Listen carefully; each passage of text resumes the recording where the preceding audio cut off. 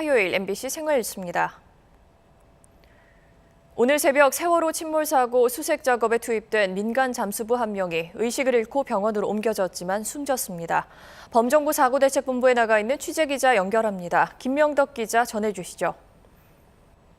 세월호는 사고 당시 배의 균형을 유지해주는 물인 밸러스트 워터, 이른바 평형수를 규정의 4분의 1밖에 채우지 않고 나머지는 화물로 채웠던 것으로 드러났습니다. 선원들은 해경 경비정이 구조에 나선 것을 미리 알고 기다리고 있다가 손을 흔든 사실도 수사 결과 추가로 드러났습니다. 세월호 수사 속보 김진선 기자가 전해드립니다. 검찰이 유병언 전 세무그룹 회장의 계열사 경영 개입 증거를 확보한 것으로 전해졌습니다. 유 전 회장의 차남과 계열사 대표 2명에겐 모레까지 3차 소환을 통보했습니다.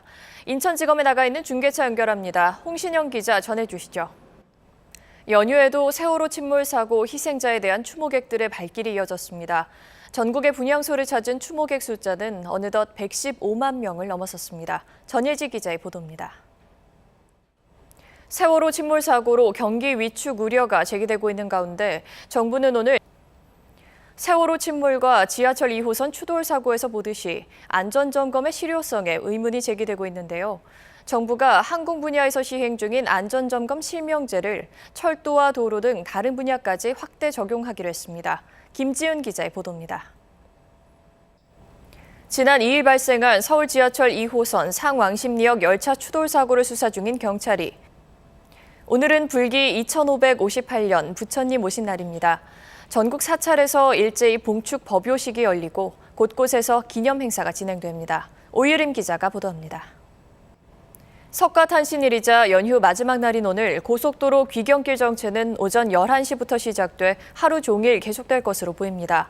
정차는 오늘 자정이 넘어서야 풀릴 것으로 예상됩니다. 사회부 연결해 오늘 고속도로 상황 알아보겠습니다. 이덕영 기자 전해주시죠. 네, 연휴 6.4 지방선거가 이제 29일 남았습니다. 새누리당은 서울시장 후보들 간의 이른바 박심 논란이, 새정치민주연합은 광주시장 전략공천, 이른바 안심이 논란이 되면서 후폭풍이 이어지고 있습니다. 조영익 기자의 보도입니다.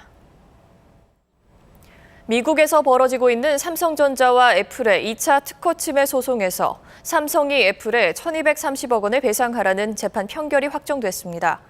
하지만 애플도 삼성전자의 특허를 침해했다고 배심원들이 판결해 양측이 대등하게 싸웠다는 분석이 지배적입니다. 김성우 특파원의 보도입니다.